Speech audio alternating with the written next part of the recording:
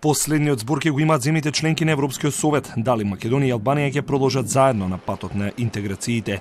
Не е исклучено и неодамнешното сценарио, кој еврокомесарот за проширување Оливер Вархеј го соопшти при посетата на земјата, а денеска одново го потенцираше евроамбасадорот Дейвид Гир, со надеж дека нема да дојде до такво нешто. Позицијата на Европската комисија е апсолутно јасна. Од самиот почеток комисијата сака да види одржување на првите меѓувладени конференции и со Северна Македонија и со Албанија, што е можно побргу, рече евроамбасадорот Гир. Прашавте околу раздвојувањето на Северна Македонија и Албанија. Мислам, ова прашање беше покренато и повторно при посетата на еврокомесарот Вархеј. И тој повторно кажа дека Европската комисија работи за да се постигне согласност за меѓувладени конференции за двете земји, и за Северна Македонија и за Албанија.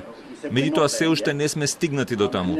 Се разбира, одвојувањето е и прашање со кое треба да се занимава и Европскиот совет. Тука се 27 земји членки кои треба да дебатираат за тоа прашање. Вице-премиерот за европски прашања Никола Димитров, користејќи го настанот околу одбележувањето на Денот на Европа како символ за заедништво во победата над фашизмот, ја потсети Европската унија дека Македонија направила и повеќе од што се очекувало од неа, и сега ЕУ е наред да си го одржи зборот, бидејќи евентуалното раздвојување, според него, ќе има рефлексии врз целиот регион.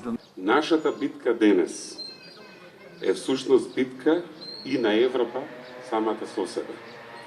Да си го одржи зборот.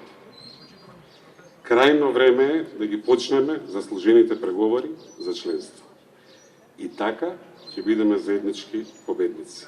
За очекувањето од Бугарија, Димитров поумерено шефот на дипломатијата Бујар Османи околу можноста техничката влада таму да даде зелено светло за меѓувладена конференција.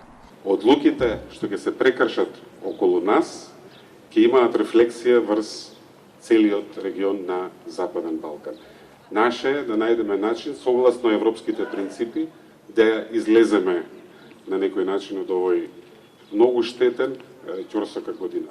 Дека засега нема напредок околу бугарското вето, говорат и последните зборови на премиерот Зоран Заев во интервју за грчкиот медиум Катимерини, дека за македонскиот народ неприфатлива е било каква интервенција во македонскиот идентитет, прашање за кое бугарската страна инсистира да се разговара. Во 21 век да ја одредуваш историјата на друга нација не е во согласност со европскиот дух, бидејќи треба заедно да градиме иднина за Северна Македонија, за македонскиот народ, за сите граѓани на нашата земја. Било каква интервенција во македонскиот идентитет е неприфатлива.